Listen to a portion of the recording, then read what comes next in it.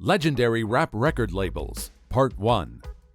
Even in a culture as relatively young as hip-hop, documenting its history is paramount to preserve the legacies of its most pivotal figures. Over the past 4 decades, several stories have been told about key events and contributors who have added context to the art, via music, entertainment, fashion, and more, that have helped shape our lives. However, with so much ground to cover, fitting all of the pertinent information into one film or documentary doesn't always do its subject justice. With the expansion of multimedia platforms and subscription services, the demand for content has increased, as well as the various forms in which it can be presented. This has resulted in a rise in projects documenting hip-hop and urban culture, which takes casual and die-hard fans behind the scenes and provide insight into how the biggest empires, trends, and figures came to prominence, or crashed in a burning fire. Our focus today will be on the 10 legendary rap record labels that shaped hip-hop. Before we begin our musical journey, kindly subscribe to our channel for more of our amazing content.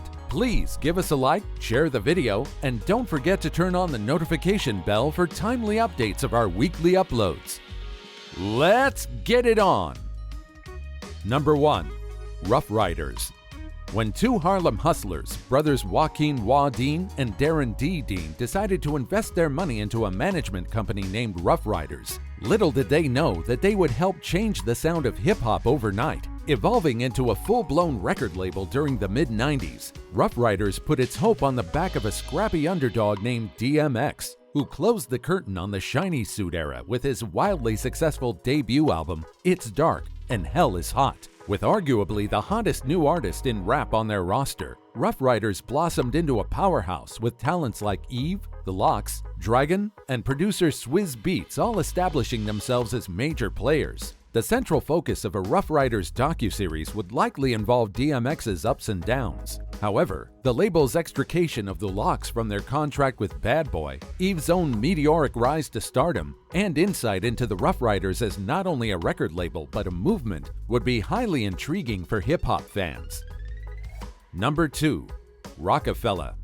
Prior to flirting with billionaire status, Jay-Z was struggling to make the transition from a life of crime into a rapper. That is until Harlemites Damon Dash and Kareem Biggs Burke partnered up with the Brooklyn Dawn to form Rockefeller Records, an imprint that would go on to become an industry giant and a standard of success. Founded during the mid-90s, Rockefeller's flair for the extravagant and the dramatic, along with Jay's otherworldly rap skills, garnered the attention and respect of their peers. Aside from Jay-Z, the label housed spitters like Memphis Bleek, Beanie Sigel, State Property, and Dipset, all of whom would leave their own imprint on hip-hop. While many viewers would be well aware of how the story ultimately ends, seeing the inner workings of what led to the rise and eventual downfall of a legacy brand like this would be reason enough to tune in.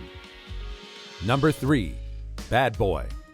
Few movements in music have had the impact on the urban culture as Bad Boy Records had, which helped bring sophistication and style to East Coast hip-hop and R&B. Reeling from being jettisoned from his executive position at Uptown Records, a young ambitious mover and shaker by the name Sean Puffy Combs would use that move as fuel to build his new label, which would go on to become the preeminent label in rap music. Headlined by Brooklyn rapper the Notorious B.I.G., Bad Boy skyrocketed to the top of the food chain with additional signees like Faith Evans, Total, 112, Mace, and The Lox all dominating the charts. Despite Bad Boy's success, the label endured various peaks and valleys, some of which became pivotal cultural moments that continue to reverberate to this day. With such a rich history, there are surely a few untold gems about the label's rise to power that would keep viewers glued to their seats. Number 4. Uptown.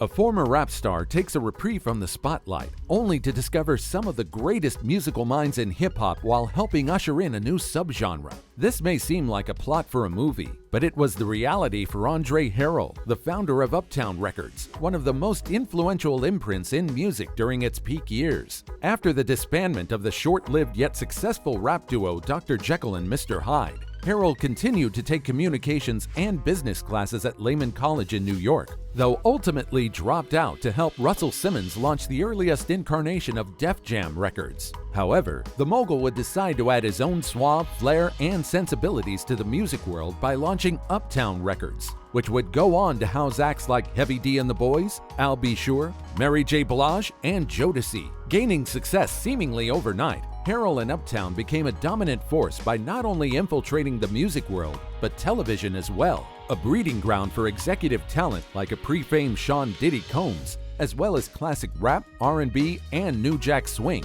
Uptown's story is highly intriguing and deserves to be examined in full. Number 5. GUnit.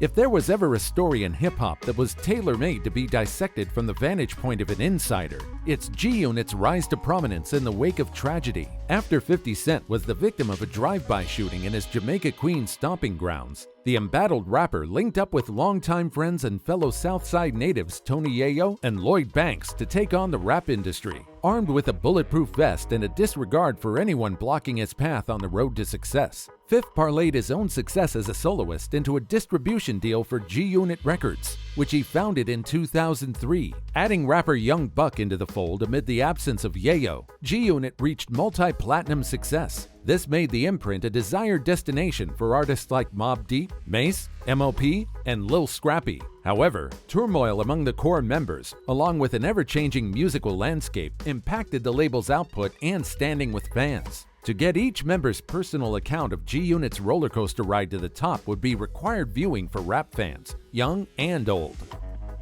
Number 6. Murder Inc.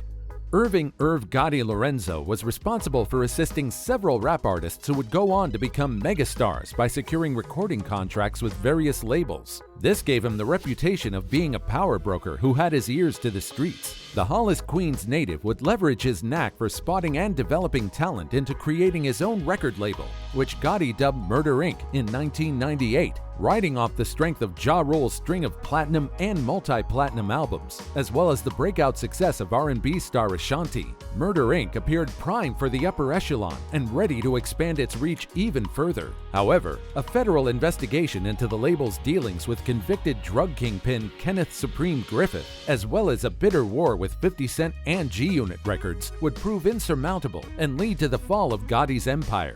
This story is among the most spellbinding in hip-hop and would make a great story for any rap fan. Number 7. Death Row.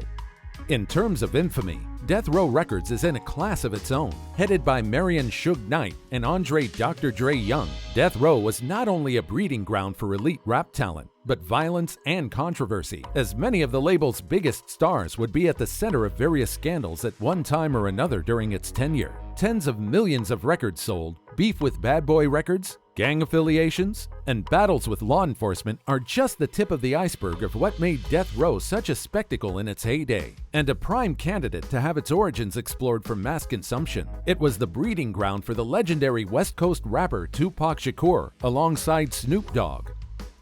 Did you enjoy our video? In your opinion, which of these record labels was top at spotting talents, and why would you say so? Well, if you enjoyed our video, be sure to subscribe to our channel for more of our amazing content. Give us a like, share the video, and don't forget to turn on the notification bell for timely updates of our weekly uploads. We value your feedback. Feel free to share your thoughts with us in the comments section below.